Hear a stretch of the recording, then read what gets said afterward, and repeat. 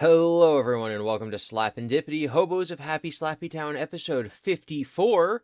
My name is Devon, but you can call me Gibby, and I'm here with Eric, who you can call Eric. Eric, say hello to the nice people. Hola.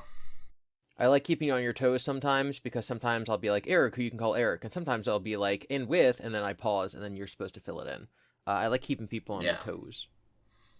I know this. I know this about you. But did you ever take ballet? I've never Can you stay on your toes? I feel like there is a very long period of my life where I was constantly on my toes, and I felt like this was a good thing. I'd say from like 7th grade through freshman or sophomore year of college, I would say constantly on my toes, just like always, always ready for anything, always knowing what's going on around me. I'm just like, I am prepared should something happen. But you did not take ballet. What is a 7th grader preparing for? Anything, like being a Jedi, like, oh my gosh, I need to know exactly what everyone around me is saying at all times and what's going on. Anyway, I've come to learn that what I am describing as being attuned with my surroundings and always being on my toes is, in fact, general anxiety disorder. Hey. It sounded a little bit like paranoia. So, basically what happened is, like, when I was in college, I was just so incredibly depressed that I, like, stopped caring about, quote unquote, being on my toes. I was just like, I don't need to be ready for anything because I'm just kind of just gonna, like, if something happens, it happens. I can't do anything about it. And that was the depression fighting the anxiety. And then, since coming out of both of those episodes, I've learned. And what I've learned is basically that, like, the depression was right and that I don't need to be prepared for everything because things are just going to happen. And then you have to deal with them. If you're on edge your entire life, maybe it'll help occasionally, but, like, stuff's still just going to happen. And then, yeah, don't also try not to be depressed, just do that. Well, you'd also wear yourself out if you're just constantly on edge trying to be ready for any and every situation. Like, Having it anxiety just wears sounds you exhausting. out? Wow. Shocking.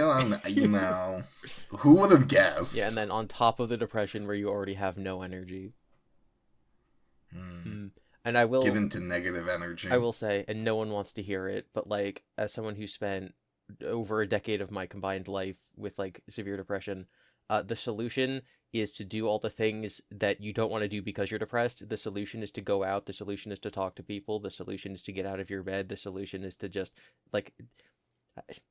The way to not have depression is to just stop being depressed, and I hate saying that, but, like, it's actually accurate. Well, we did 54 episodes. It was a good run. Pack it in, everyone. Like, we'll never see you again. We are getting canceled. Like, I get it. Goodbye. I get it. When I was first suffering with it when I was like 13, 14, I was just like, I want to be in my room. I want to be under my blankets with my head under my pillow, like maybe listening to some sad music and just, like, be sad.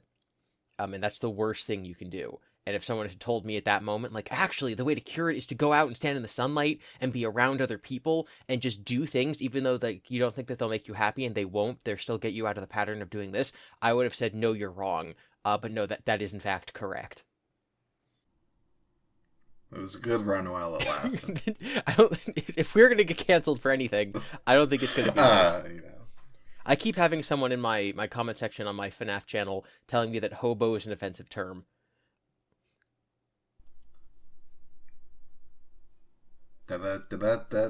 Yeah, we looked it up and it's not, at least according to literally anyone who has say over what's offensive or not. Obviously, it can be individually offensive, but no, it's not considered to be offensive, so that's fine. I think we have another couple of years until we get canceled for the name of the show. Okay. What did you do this week, Eric?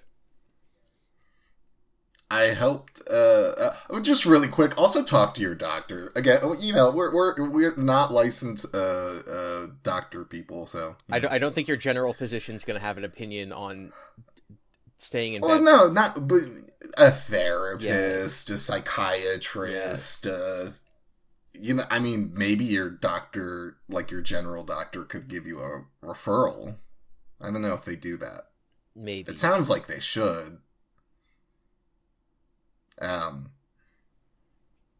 So, Dr. Eric, what did you do this week?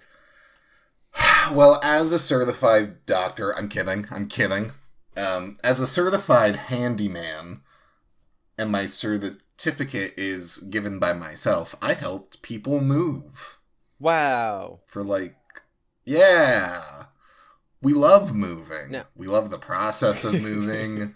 We love lifting things and putting them down. We love putting things in boxes, taking them out of boxes.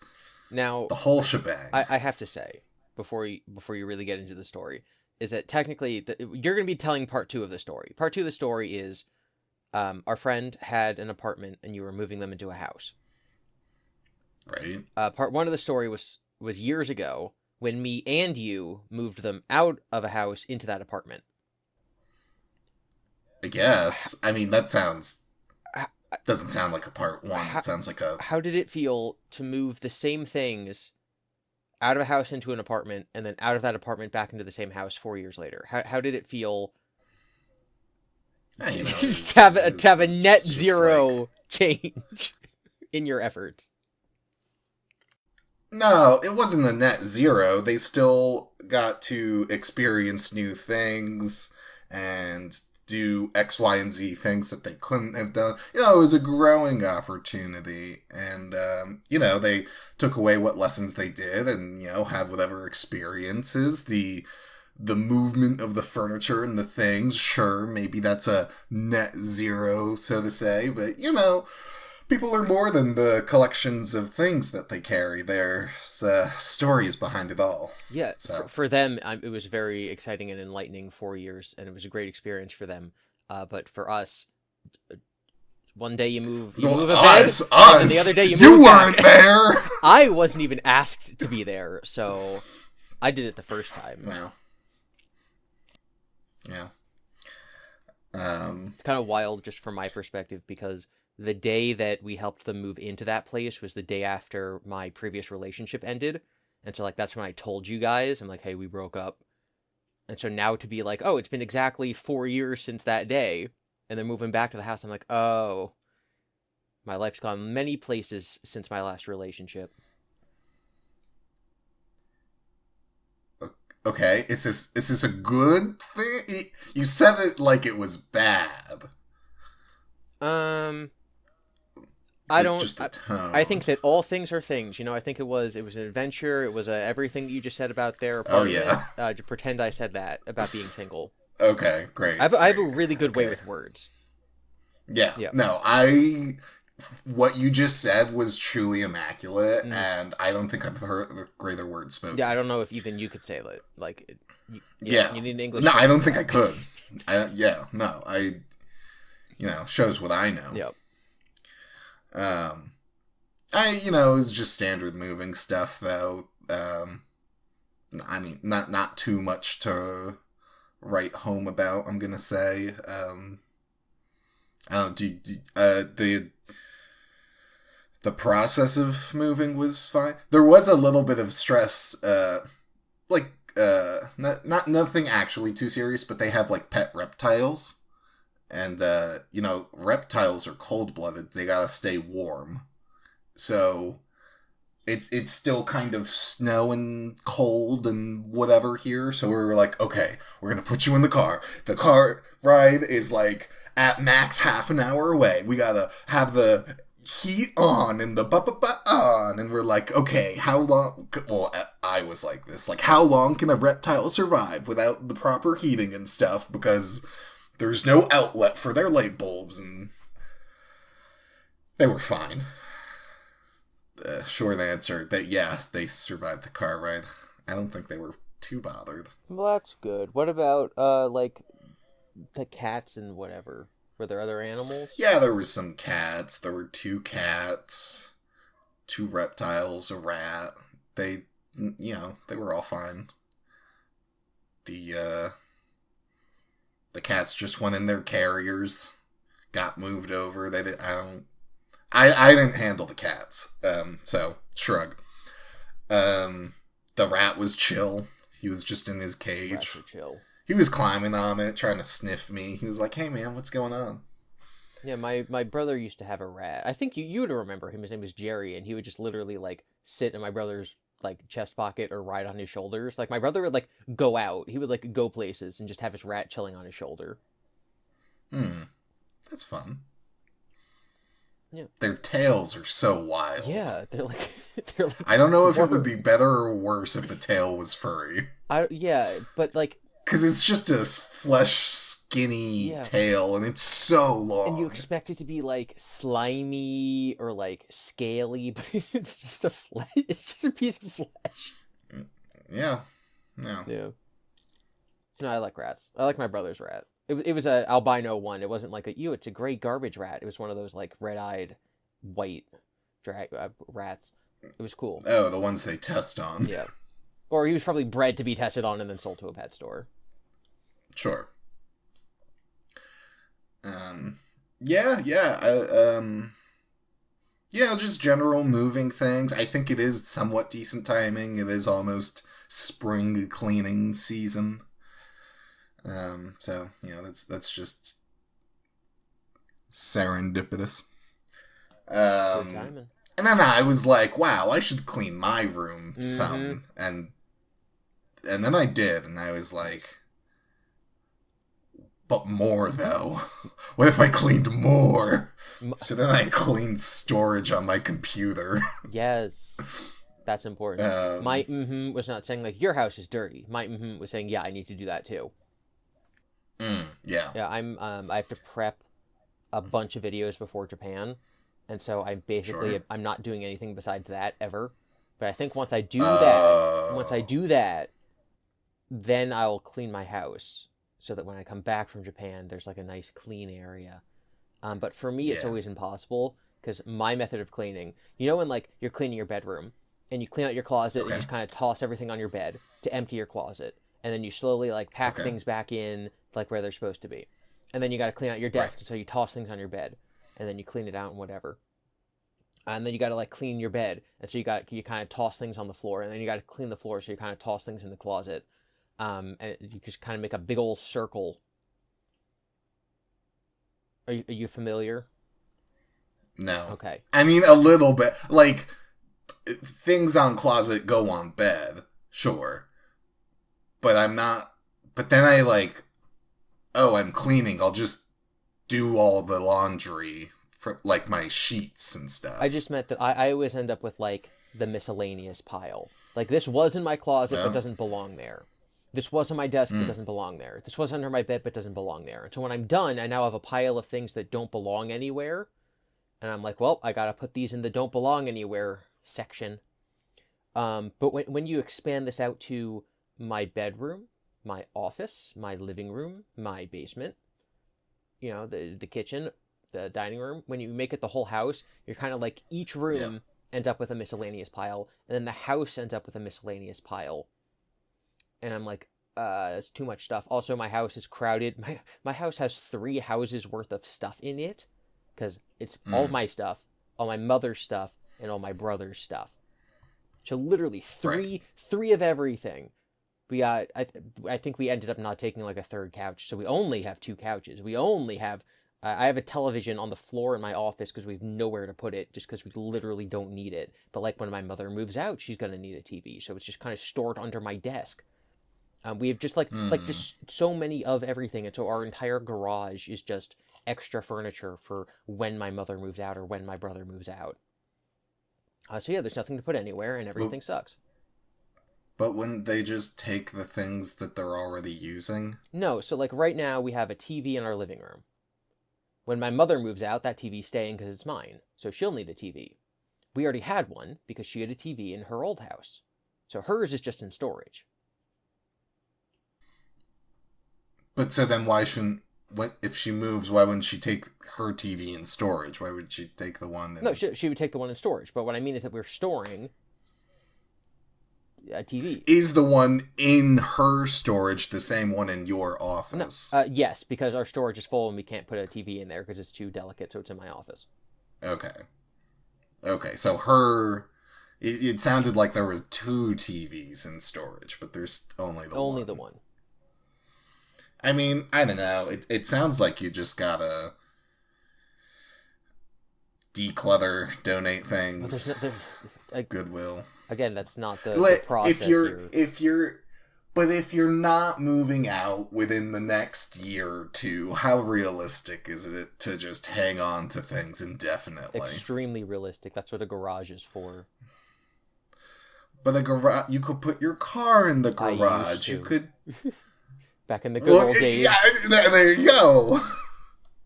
No, I'm very, very, very against just throwing things out because you don't have space for them now. I'm very much a penny saved is a penny earned person. The idea of being like, it would be Yeah, mildly inconvenient to keep this table, so I'll sell it at a garage sale and then buy one again when I need one. I'm like, no, that is a luxury. That concept is like rich people think. I cannot fathom ever doing that. sure, but if you, I mean, I guess it depends on how cluttered it is, right? If your house is just cluttered, and you're like, whatever, I'll just deal with it, and it's like not a problem, that's fine. But when you start to like, oh, I don't even know what this thing is. Oh well, guess I'll keep it, and your rooms become like pathways to and from the bed to the bathroom to the kitchen. Like that's too much stuff. Yep, too much stuff. Um, You know what else is stuff, Eric? Also, you can get rid of your table and then just get a second-hand table or a Goodwill. I mean, you'd still be spending stuff, but just saying, Very, it doesn't have to be brand very new. anti that. But you can't even use your garage The anymore. garage is just I mean, I guess for you are. things. It's just storage. Yep. It's to park your car. I'm sorry. If I think one of the definitions of being rich is parking your car in your garage. Unless, obviously, I mean, I say that. There's people who live in like I don't park. Yeah, the people who live in like really, really snowy areas who like they have to keep their car in the garage. That's a little different. Sure. I just mean like we. Oh. I was gonna say typical like everyone I know has garages, and very few of them keep their cars in there. It's like I'm middle class I'm enough, also one of middle those class people. enough to own a garage, but it needs to be full of just like stuff as opposed to actually parking my car in there. Yeah. Anyway, how did you sleep last night? Oh, I slept all right. How's your like regime of waking up at 7 every morning and like getting good night's sleep going? I'm not waking up at 7 every morning. No, I thought you were. You're like, I'm doing good sleeps. No. When are you waking up? No. Whenever I'm needed. Okay, I thought you were doing a thing where you were getting up early. I mean, yeah, that's the ideal. That's the goal. Okay. That's the dream.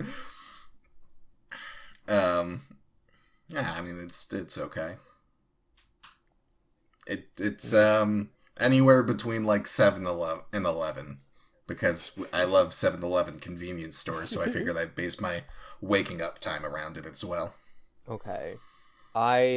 Sometimes what I'm trying to do, because if I just work, I end up going to bed at like 2. So I'm trying to go to bed early. 2 a.m. 2 a.m., yeah. So like between 11 and 2 is my zone. Last night was just kind of like the worst possible outcome where I had a short-ish video. It was like a 16-minute video that took about 25 minutes to render. I have to render it twice. It's a whole thing. It's whatever. So rendering it the first time, and I'm like, oh, if I go and I brush my teeth and come back, it'll only have 4 more minutes. And so I brushed my teeth and then came back. And then I had to do a couple things, edit it one more time. Basically, if you add too many special effects to a video, it's just going to like crash the program. So I do like half of the effects render and then the other half of the effects render. So then I edited it and then I hit render and then that was going to take another 20 minutes. And so I took a shower and then I got out of the shower and I was done and I started uploading it to YouTube and then I went to bed. So if the first time when I went to like go brush my teeth, if it had been like, oh, this is going to be a 40-minute render, I just wouldn't have done it. Or I would have hit render and then brushed my teeth, showered, and gone to bed. But because it was like basically done after brushing my teeth, I then spent an hour doing the special effects. And then because it was basically done after my shower, I spent 5 minutes uploading it to YouTube. So, like, I ended up staying awake probably an hour and a half after I wanted to go to bed because it fit the curve. It's a Magic the Gathering term. It fit the curve to edit the video at that time. It's a card game term. Because... yeah. No, I was going to explain that in Magic the Gathering, basically, the idea is that, like, if a card costs 2 mana and you have 2 mana and the mana's going to disappear at the end of your turn, then even if it's not the ideal time to use the card, you still use it because it fits your mana curve. It's like, to hold on to it till next turn might be better, but then I might want to do something else with the mana, and so then I won't even get to use the minimal effect of the card. So in this case, it's like, I have the exact amount of time to go do a thing, so I guess I'll do it, even if I'd rather be asleep and just do it tomorrow, because that'll free me up tomorrow to do even more thing. The grind never ends. Mm-hmm. And have you learned your lesson? My lesson is that the grind never ends. The real lesson would be that, like, I'm not making enough money off of these videos to justify not sleeping, but I'm very comfortable with this lifestyle. It's fine. It's all good. No, to just go to bed and do it in the morning. Oh, no, I'm never going to do that. I did the right thing. I'm just tired. No, but you're expending your energy and tiredness at the sake of this thing that would have just been... You could have done it first thing in the morning, hit render, brush your teeth in the morning, it finishes, you edit it and whatever, take a shower as it re-renders. Well, you shower at night like a normal person. All of that thing... I mean, you could shower again, whatever. All of that stuff you did at night, you could just do in the morning, and it wouldn't have been any more time-consuming. My typical morning routine is I wake up, I get dressed, I brush my teeth, I take 3 steps into my office, I start working, and then I work until I'm, like, too hungry to, like, keep working, and then I go downstairs and, like, have breakfast and stuff, usually around noon. So I spend a few hours working in my office, like, without even seeing the sun, just, like, to capitalize on, like, that early morning, like, let's just get right to it energy. That doesn't sound... It's not that amazing. Bad. No, it's not personally. bad. It's fine. And again, I love doing it. I just wish I was making more money. Sure. I mean, isn't that always the crux? I think if I was making, like, double what I am, I'd be very comfortable. Because that would be about what I would be... So... I was working a full-time job last year, as well as doing YouTube. Right. So I was making, X amount of dollars. So I lost half of my income when I left my day job. If YouTube supplemented that, and I was making double on YouTube to go back to what I was making last year with both jobs, I would be more than comfortable just doing this forever. Sure. But I need the time to get up to that point. Yeah. Yeah. But you also need a work-life balance. No. It's really important. I disagree. Like you could eat before you work. You I don't want to eat before I go work. for a short walk or to see the sun. No, I always have heartburn in the morning, and I don't want to eat. So it's like you gotta wait for the heartburn to go away, and then you get hungry. You just have heartburn in the morning? Yeah, this has been going on for about a month or two. Yep, every morning. Are you getting that checked out? No. Oh my goodness. It started immediately after I introduced vegetables into my diet. I started eating kale. And so we love kale. We don't love kale. We tolerate kale. So it immediately started after I started eating green leafy vegetables. And so what I think it is my body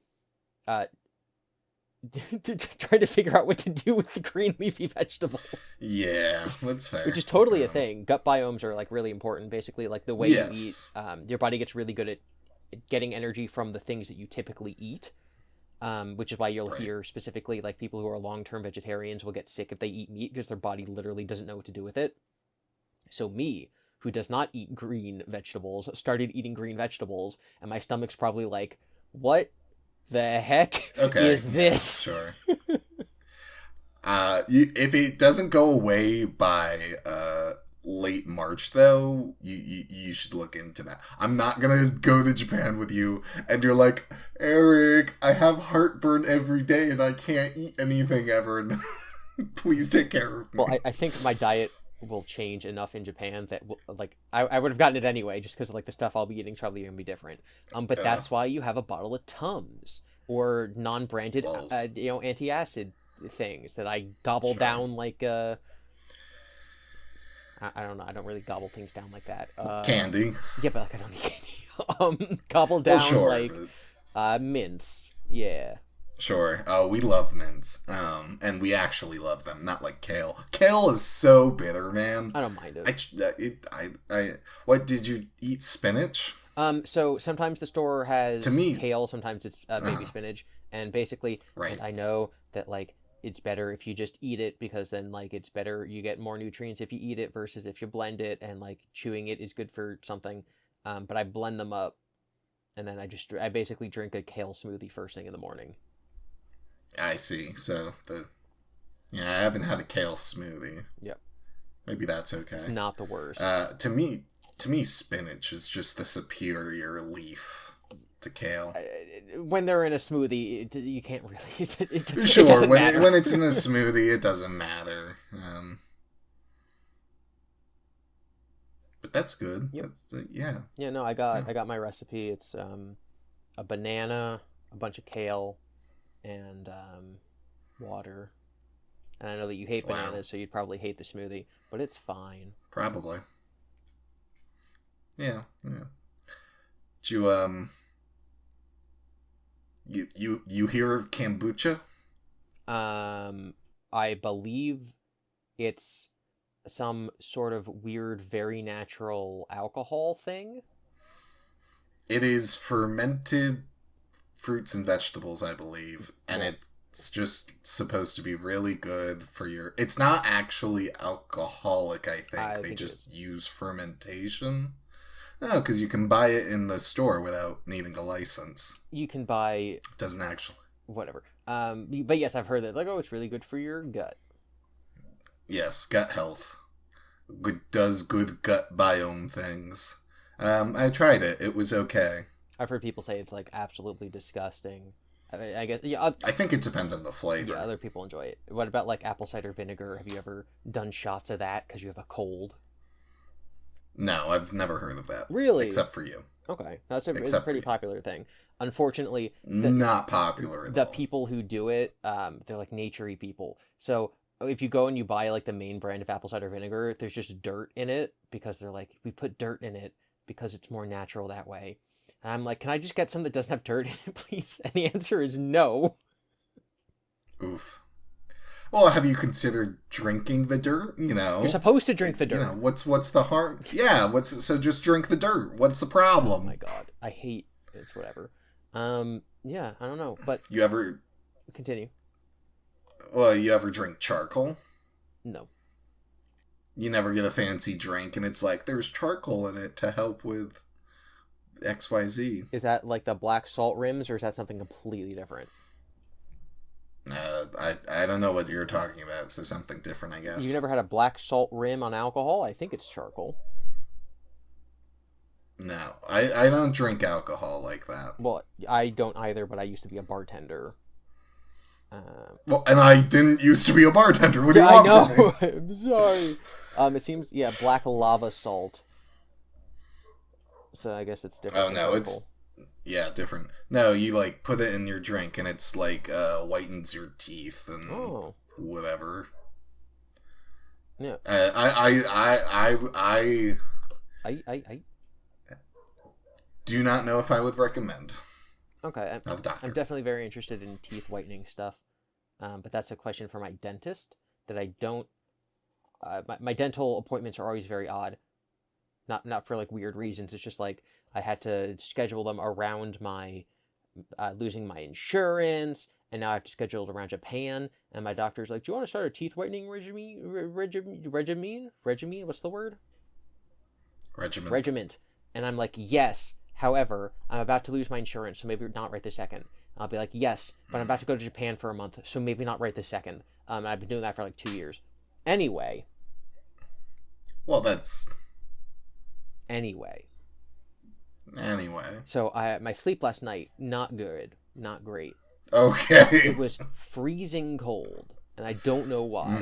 So I'm sitting there freezing cold, 3 a.m, trying to fall asleep, super tired, knowing I gotta get up in the morning. I mean, I always have to get up in the morning, but like, it's Monday today. It's Wednesday, haha. That's when you're listening to this. But it's the morning that I have to get up and like do more stuff. This is my like work day, my workhorse day, is I have to do just like way too much stuff. And I'm also in the middle of a bunch of projects, so like there's just so much going on. And so I'm trying to sleep and I can't, and it's the toss and turn and just whatever kind of night. So have you ever had the experience where you're like lying in bed and then you kind of like blink and then it's morning? No. Okay, what about like you're just kind of like lying in bed and then you blink? Or how about like, okay, so I have alarms in the morning and there's a half an hour between the alarms. Have you ever had the experience where your alarm goes off and you hit snooze and then you roll over and then the other alarm like immediately goes off because you just fell into dreamless sleep and you experience nothing in your consciousness between the hour of, waking up the first time, waking up the second time? I don't not that fast. Like, I've had alarms go off and I hit snooze and I roll over and I'm like, yeah, and I sleep for a while. And even if it's only like, a 10-minute difference between alarms, and then the alarm will go off and I'll be like, ugh. But I've never had it happen so fast where it's like a blink and then the other one happens. Yeah, I've only, it's only when I'm like incredibly tired. However, what I've discovered is that it's actually significantly more common than that. So what I'm currently doing right now, and I don't really know what started it. I think because they're making the new Harry Potter TV show, like a year or two from now. So I just kind of was like, I want to reread Harry Potter. I see. I used to, for the first 18 years of my life, go to sleep listening to the Harry Potter audiobooks. And that started as the cassettes, and then that went to CDs, and then eventually like MP3 files. So like I have those books memorized. I could hit you with basically any trivia answer or anything. I my internal monologue is in Jim Dale's voice. I got all the Harry Potter trivia. I sleep taught myself Harry Potter. And I haven't done that. I think I did it again when I was a sophomore in college, just like, oh, listen to the books again. So I now have not read Harry Potter in 7 or 8 years. So I went from, I have every single fact memorized. I could probably just start quoting stuff at you. I think we've done this before, where I said, Eric or George, pick up the Harry Potter book on the shelf next to you, open to a random page, start reading a quote, and I'll finish it. Like we've played that game before, and by game I mean me showing off. I think that was him. I don't remember doing that. It's fine. We'll do it next time you're over. So I'm listening to the audiobooks for the first time in years. And I'm just going to skip over my boring thoughts about being like, wow, I'm picking up on so much stuff I've never picked up on before. Or like if I went back in my memory and I thought about like this part of the story, it's just like the not the order of events. Obviously, like I understood on a technical level everything that was happening, or a story level everything that was happening. But it's more like, I would never have told you that like this entire section was only like 3 pages long. I'm like, the polyjuice potion scene, like what an integral part of the story. And then I listened to it on the audiobook and I'm like, that was 5 minutes. That was only 5 minutes. How? That's crazy. So what I'm doing is I'm listening as I'm going to sleep, and I have them as MP3 files. So I open Harry Potter and the Goblet of Fire, and the file is 24 hours long, and I hit play, and then I go to sleep. And so what happens is I wake up, and it's now, 7 hours later in the story, still going, and then the next night I have to like rewind to where I was, and then, hit play again. And because I know the story so well, I know exactly where I was. I can just like be like, oh, I fell asleep during the first task, so I'm going to rewind back to the first task, whatever. But what I've discovered in doing this is that I'll be lying in bed trying to sleep with the audiobook going, listening, and I'll blink, and I'll be at a significantly different portion of the story.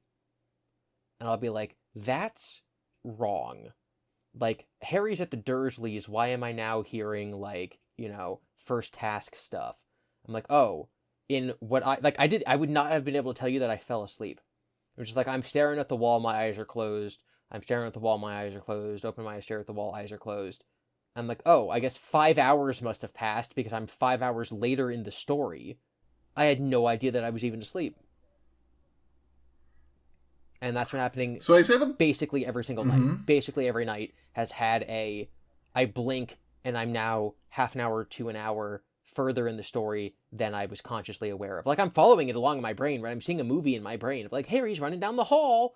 And then suddenly it's like, the next portion of the book, and I'm like, how did I get here? Oh, I must have slept for an hour and not even been aware of it.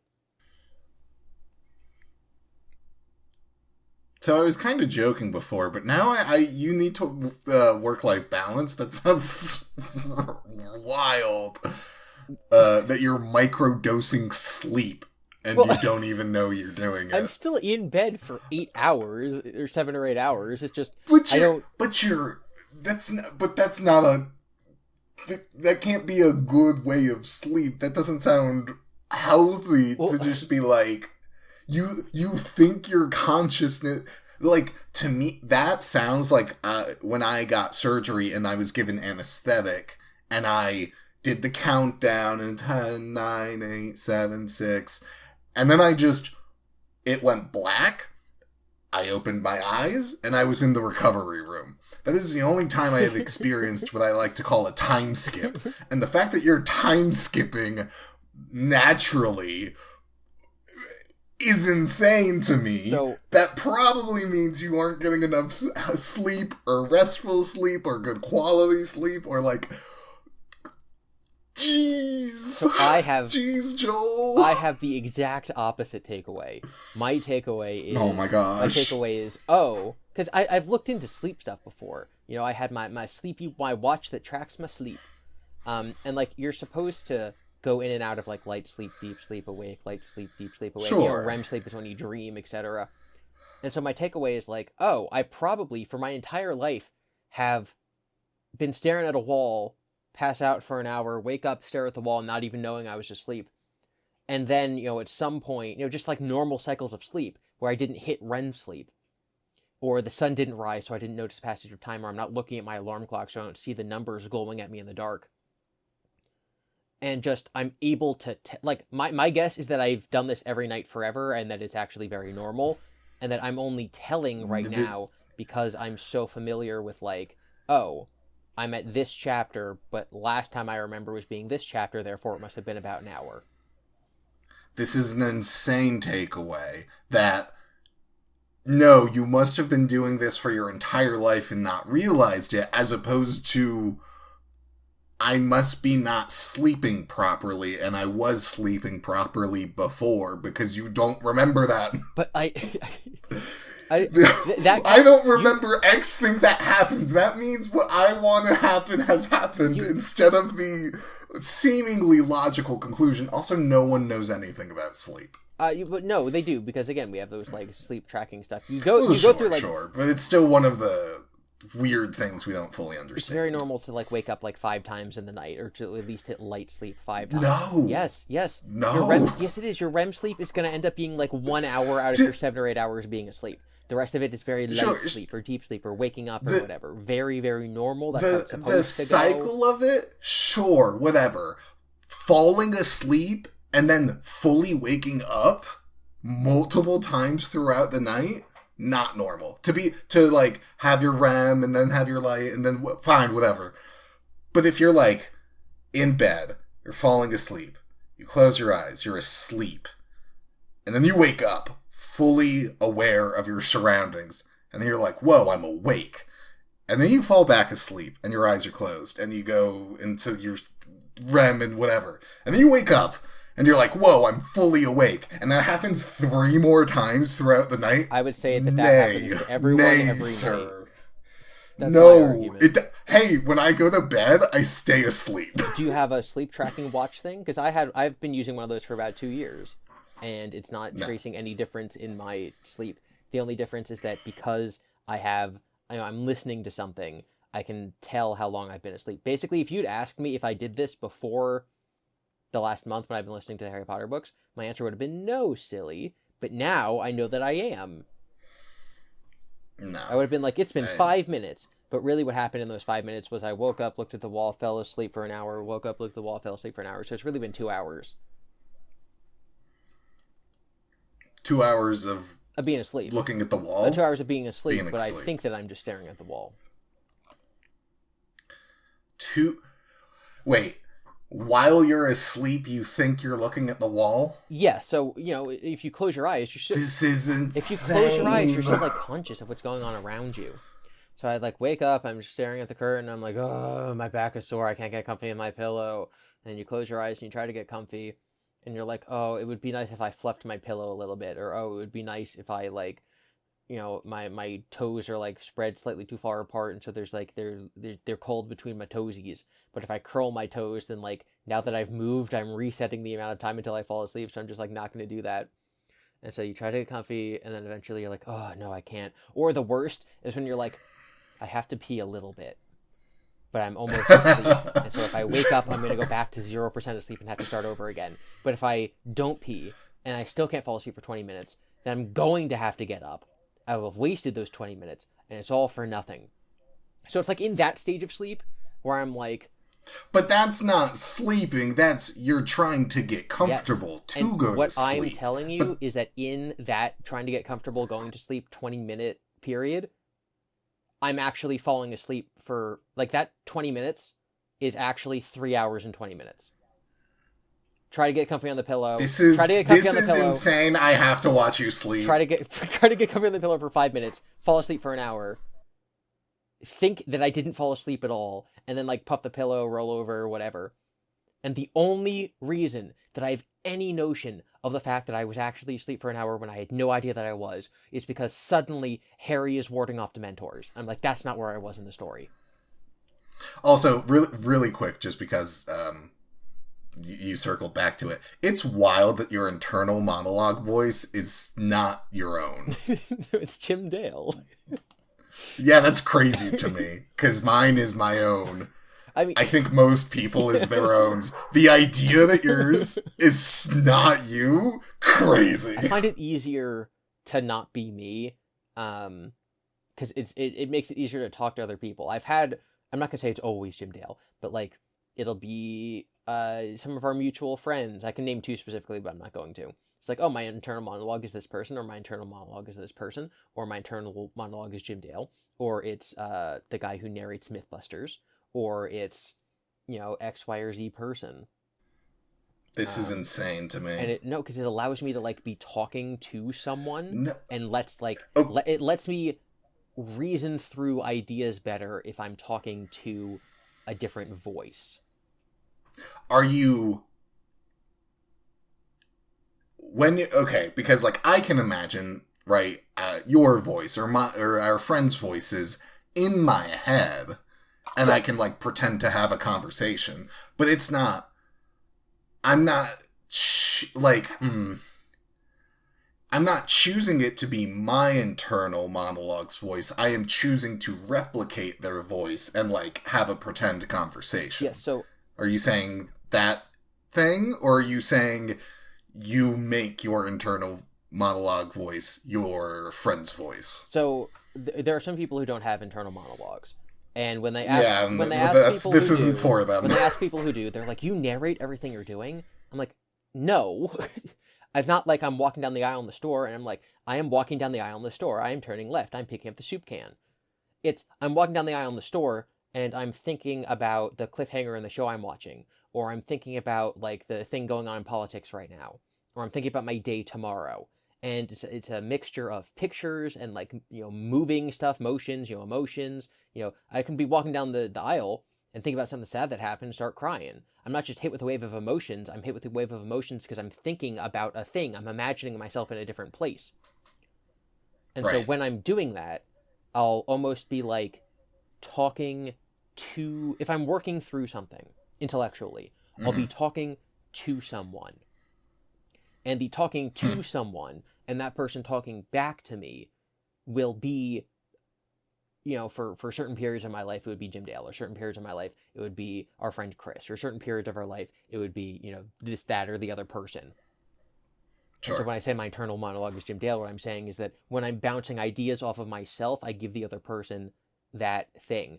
And we kind of talked about this, slash will talk about this, I don't remember, in an episode about like prayer or something. I don't remember if we released that one or not. Anyway, I said that I think that when you take the time to stop and just actually talk to yourself, which is what I said that like prayer is, right? Like whether or not you believe in God, the reason to like sit there and like actively think out the things that you value is because you're sort of letting a deeper aspect of yourself come to the forefront.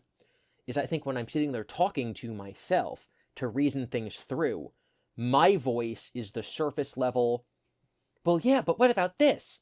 And then the voice I give to the other person, the voice I give to Jim Dale, the narrator of the Harry Potter books, is the deeper, reasonable, thinking, future-oriented, logical side replying with the response that the surface level me doesn't want to hear. And so to me, that's actually me, right? Like that's the real me.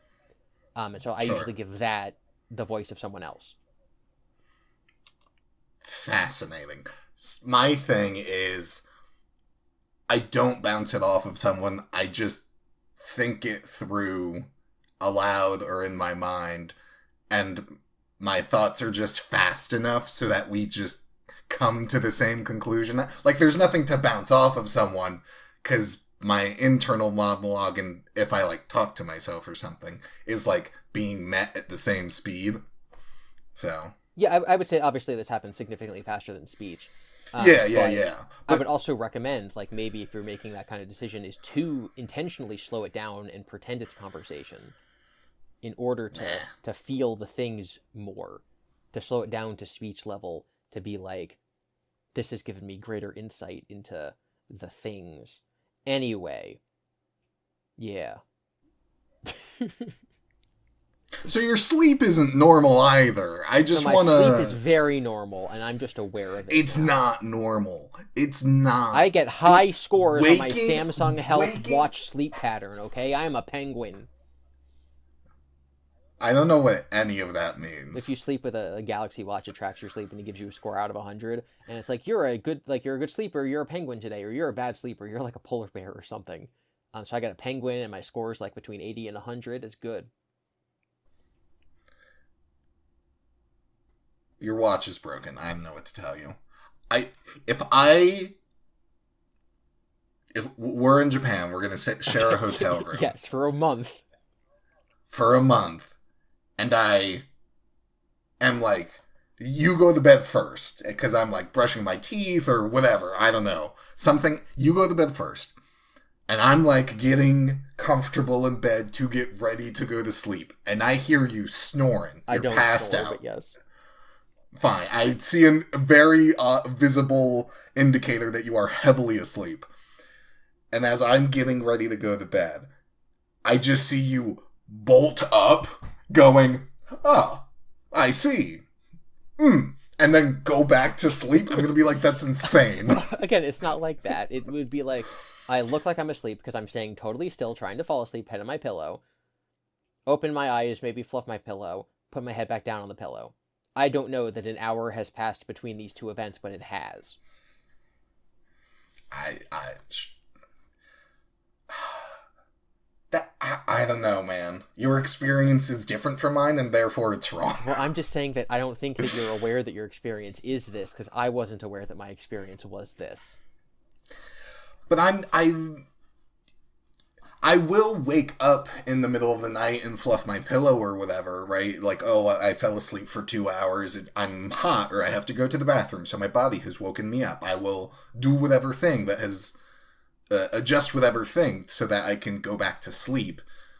But I know I'm awake, and I know time has passed inherently, because of, internal clock. I don't, adjust my pillow in my sleep. I think you do.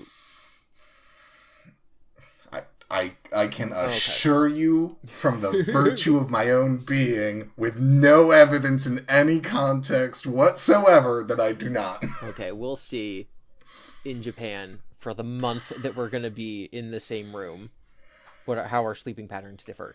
I also got a blindfold for the airplane /Japan, and I put it on, and I'm like, I'm gonna see if I can fall Okay. asleep with this on for comfort levels.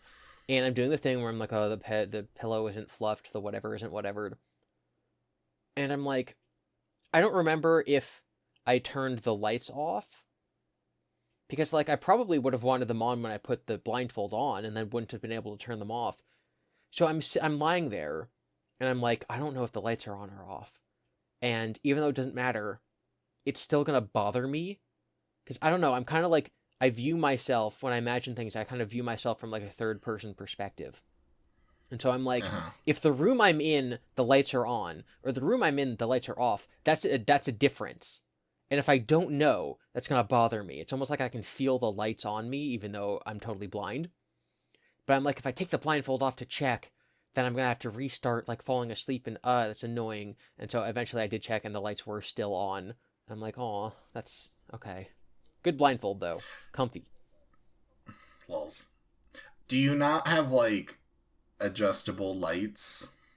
I have a Like remote. you like a dimmer Yeah, it's or a remote. yeah, okay. Because like I'll be like that when it's like, oh, I have to go to the bathroom. Oh, I have to turn the lights on. And I'm like, oh, I can just either memorize where everything is and take my shot in the dark, which, I wouldn't recommend that. Or the more logical thing is just like, oh, the brighter it is, the more I'll wake up. So I'll just make it super not bright because I have an adjustable thingy. So this, Or like I'll take my phone and it's like at nighttime I automatically put the brightness to 0. And it's like, oh, I'll just bring my phone and the 0 light that it provides, I just won't look at it and use it as a flashlight. yeah, because I think just like inherently we know that like if you're tired and then you stare at a bright light, it's gonna like quote unquote wake you up and make it harder to go back to sleep. So yeah, ideally you wouldn't turn the lights on. Um, this is gonna feel like a total tangent, but this is how my brain works. So there's an old Okay. episode of MythBusters, and they were testing like whether or not people, the more intoxicated they got, became more open to like being attracted to less attractive people. So they Okay. had the people sober, like look at a bunch, like 100 pictures of people, and rate them on a scale of 1 to 10 about how attractive they were, and then they got them, buzzed, and then tipsy, and then mildly drunk, and then like heavy drunk, and then had them rate like a good smattering of the 100 people that they had previously rated to see like how their rating changed over time. And basically with the men, it was like the more drunk they got, the more attractive they found the women. And then with the woman doing Okay. the experiment, the results were all over the place. And they asked her when she was like buzzed, she like was finding men more attractive. And then when she was like, a little bit more tipsy, she was like, all the quote unquote attractive looking men look really arrogant and like jerks, and all the other like not as attractive looking men look nicer. And then she got like drunk, and she was like, oh man, this guy's so hot. And then she got like like passed out drunk, and she was like, I like this guy, he's cute, and then pointing to like the ugly guy. And so the narrator was like, and that is why men will never understand women. And so the relation to that, to this conversation, well, first of all, I'm going to ask you, do you think that that's humorous? I guess so, yeah. Like I, her opinion changes based on like how drunk she is. It's impossible to ever tell at any moment what she's thinking. Whereas for men, it's more of like a linear sure. line. So sometimes when I wake up in the middle of the night and have to go to the bathroom, I'm like, I need to keep the lights off because I'm so tired that like I want to stay tired. And if I turn the lights on, it'll wake me up a little bit. So I have to go to the bathroom in the pitch dark. And then sometimes I'll be like, I'm so tired. I need to turn the lights on or else I'm going to trip over stuff. And then sometimes I'm like, Mm. I am even more tired that I need to keep the lights off because I'm basically just sleepwalking and I can like go and come back and just like still basically be asleep. And so whether or not I turn the lights on or not to go to the bathroom isn't like a reasonable, logical, linear scale. It's more like, as I was saying, the woman How being drunk in tired are you? Mythbusters. It's like, if I'm a little tired, the lights are on. If I'm a little more tired, they're off. If I'm a little more tired, they're on. If I'm a little more tired than that, they're off. I see. I see. Yeah. I don't know. I guess, because sometimes if I use my phone or not depends on just a whim, because the hallway is just a straight hallway. It's very easy to get to my bathroom from my room. But I always have a light source if it's from the phone or from the adjustable light. Nah, I just wing it. Whack. I used to have a night light for my entire life. Okay. And not like a bright one. Like I would literally like have it on the wall and then put stuff in front of it. So it's literally just like there is a light in the room, so that when let's trace this back a little further. Because of my depression, I got blackout curtains, so zero natural lighting. And so because there's zero natural lighting, when the lights are off, it is pitch black, absolute darkness. So I had to get a little night light and then cover it up a little bit so that like if I woke up in the middle of the night, I wasn't blind. And so I did that for 20 years. And then in the last year or two, the bulb has died and I've never replaced it. So now I'm just like not sleeping with one. And I'm like, oh, this is fine too. Okay. Yeah, so no light. That's anti-light. That's good, I guess. I have less of a takeaway with that. I just use a sheet as a curtain. No, I got thick blackout curtains. Thick. 2 C's in that. 2 C's, 17 K's. Until Dang. one eye, yeah. Wow. Yeah, and there's also a QU at the end. Well, now we're just being silly. I mean, what did it QU? Are they covering for some C's? What's the? When I said you said 2 C's and I was. Are they getting like? Oh. You said 2 C's and I was gonna say 3 K's and then thought better of that and said jump to 17. Oh my goodness! So I'm just still recovering from that.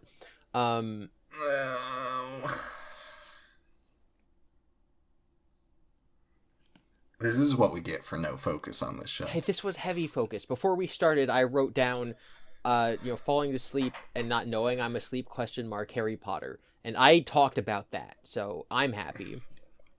Sure. Well, this was, I think, a great episode of Slappy Bappies. And next week, hopefully, we'll have an exciting adventure to talk about. Right, Eric? I don't know what you mean. Just a little teaser. No, I don't think so. For an exciting adventure. Next time on Slapendipity, Hobos of Happy Slappy Town, we are going... And then you cut it off right there. Goodbye, everyone. Oh my god.